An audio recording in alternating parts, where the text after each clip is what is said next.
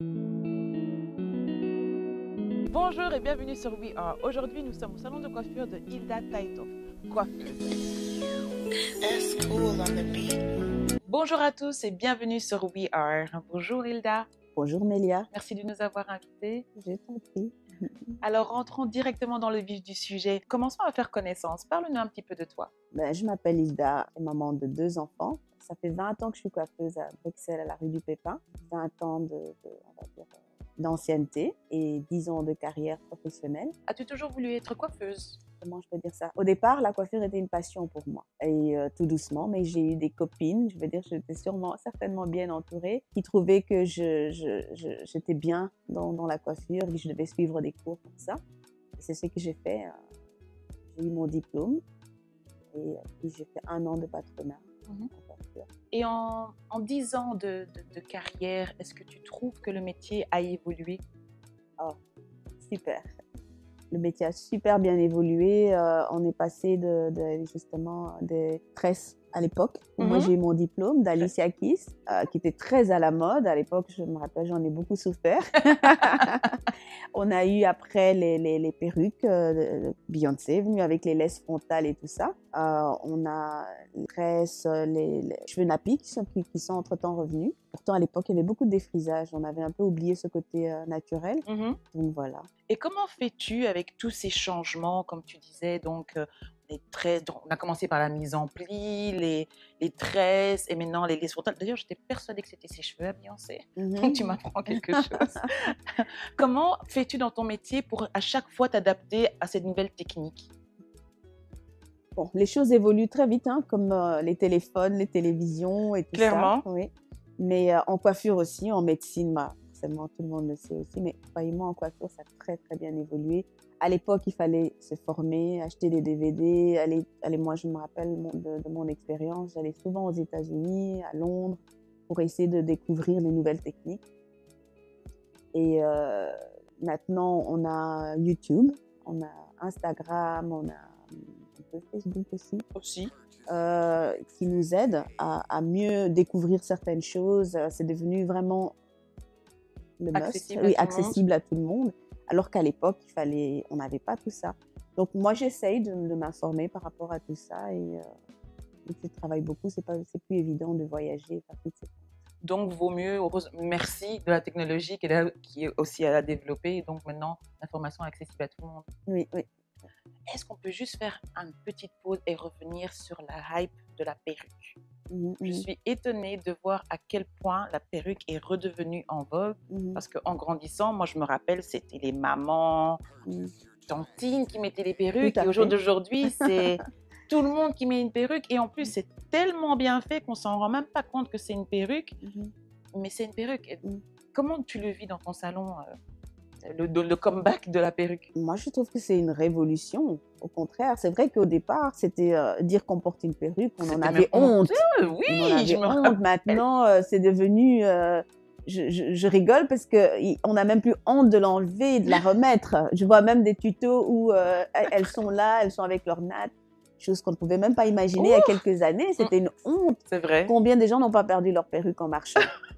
Mais on n'osait même pas la ramasser. Mais de nos jours, c'est devenu, voilà, tu sais que je porte une perruque, voilà. Tant pis, je la ramasse et je la remets. Tu vois, je la prends, je la remets. Nous sommes d'accord. Voilà. Une autre question, est-ce que tout le monde peut s'appeler coiffeur? Est-ce qu'il y a des critères bien définis pour pouvoir dire qu'on est coiffeur? Oui, moi je dirais que oui. En Belgique, il faut déjà un diplôme, une formation, mais à la base, oui, coiffeuse. Une coiffeuse doit savoir couper, doit savoir colorer, doit savoir... Ici, en tout cas en Belgique, on nous apprend les bases, donc tout ce qui est coloration permanente, mise en pli, le bouclage au fer, chignon aussi. Il faut savoir faire tout ça. Mais maintenant, il y a aussi des gens qui ont comment dire ça, qui ont ce don-là. Moi, comme il y a des gens comme le Loïc commis d'office là sur RTL TVI, c'est quelqu'un qui a appris la cuisine, là, comme il dit lui-même qu'il est, oui. Donc ça aussi, mais en tout cas ici, il faut être reconnu, avoir un diplôme. Mais dans certains pays, peut-être que c'est pas, je sais pas si c'est vraiment obligatoire comme en Afrique. Il y a des gens qui ont, à l'époque, il n'y avait pas d'école de coiffure, mais on a quand même eu des très grandes coiffeuses. Donc je pense aussi que oui, il y a aussi des gens qui sont nés avec ça, qui ont ce don, mais Parce qu'à un moment donné, moi, je voulais faire une différence entre coiffeuse et tresseuse. Parce que des fois, j'allais chez ce que je pensais être une coiffeuse et je demandais un brushing et je me rendais compte que peut-être que c'est pas trop son truc. Elle, c'est plutôt les nattes. Oui. Donc, à un moment donné, je me suis dit, ah, peut-être qu'il faudrait faire une distinction entre les deux. D'où ma question, en fait. Donc, Ah oui, par rapport à ça. Oui, mais tu as tout à fait raison. Parce qu'en fait, chez certaines personnes, on a tous notre spécificité, tu vois. Comme chez les Européens, il y a des coiffeurs coloristes, il y a des coiffeurs qui coupent seulement, alors c'est ça sa spécialité.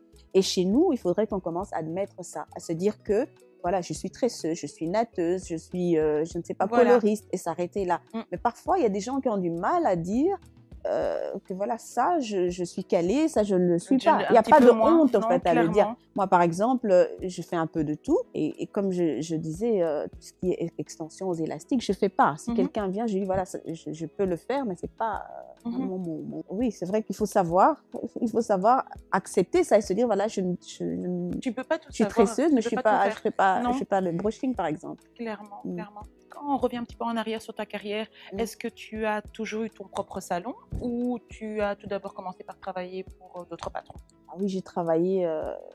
Le conseil que je pourrais donner à beaucoup de filles qui terminent leurs études, c'est vraiment d'avoir beaucoup d'expérience à ce niveau-là. Travailler dans plusieurs salons, ça m'a beaucoup aidé à évoluer. Au fait, je prenais chaque technique, voir un peu comment tel salon, organise sa journée et tout ça. Et ça fait partie de ton expérience parce qu'il y a des choses, quand tu termines, tu as ton diplôme, on se dit, ça y est, je suis coiffeuse. Mais non, j'ai quand même eu 10 ans d'expérience où j'ai travaillé dans pas mal de salons et après, j'ai décidé d'ouvrir. Et j'avoue que pour moi, avec mon expérience, j'ai ouvert au bon moment. Parce que j'avais un peu appris des erreurs des autres pour pouvoir exceller. D'où le beau côté de travailler pour les autres, effectivement. Voilà. Et pourquoi ce choix de commencer ton propre salon? Je ne sais pas, il y a des choses que... Il y a eu un moment où je sais que je voulais le faire depuis longtemps, mais j'avais un peu cette peur-là, mais j'ai décidé de le faire quand j'avais mes 2 enfants, je travaillais à Leuven, ça devenait compliqué. Et je terminais tard et je me suis dit, mais si c'est pour terminer tard pour des patrons, je peux terminer tard pour moi-même. Clairement. Donc, avec le temps, je me suis dit, voilà, lance-toi. C'était la suite logique pour toi? La suite logique pour moi. Autre chose que je trouve surtout très important quand on est entrepreneur, quand on est femme, quand on est maman, c'est quand on essaye de bâtir une carrière, quels sont les défis et les obstacles que tu as rencontrés et comment tu les as surmontés?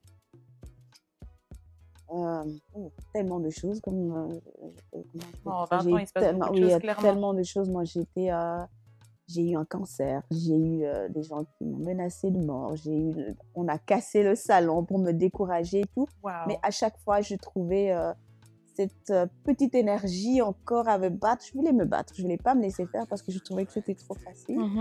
Les gens ne connaissent pas toujours ton parcours. Clairement. Les gens t'envient, mais ne savent pas toujours par quoi tu es passé pour en arriver là. Très juste. Les gens ont toujours facile à dire, ah oui, elle a facile. Non, personne n'a facile.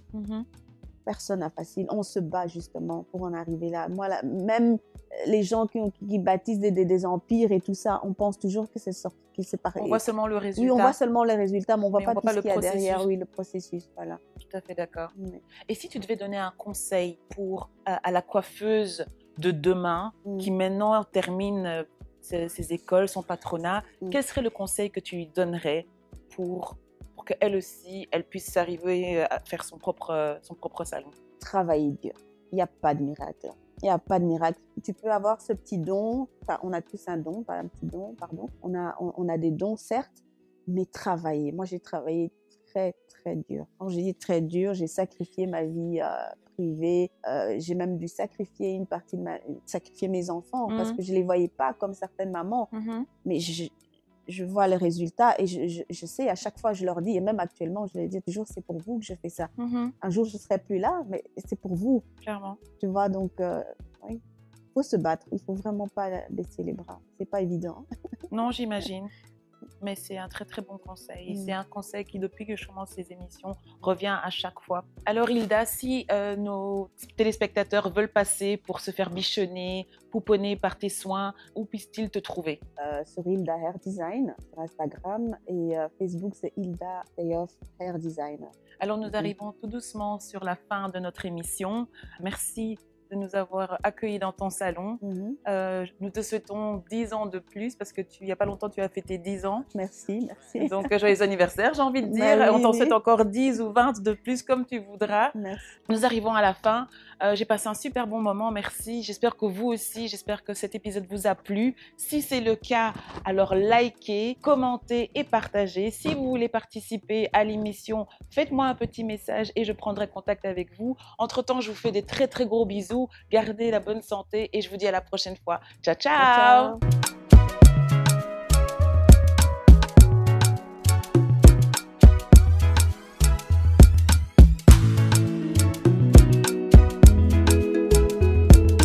Purchase your tracks today.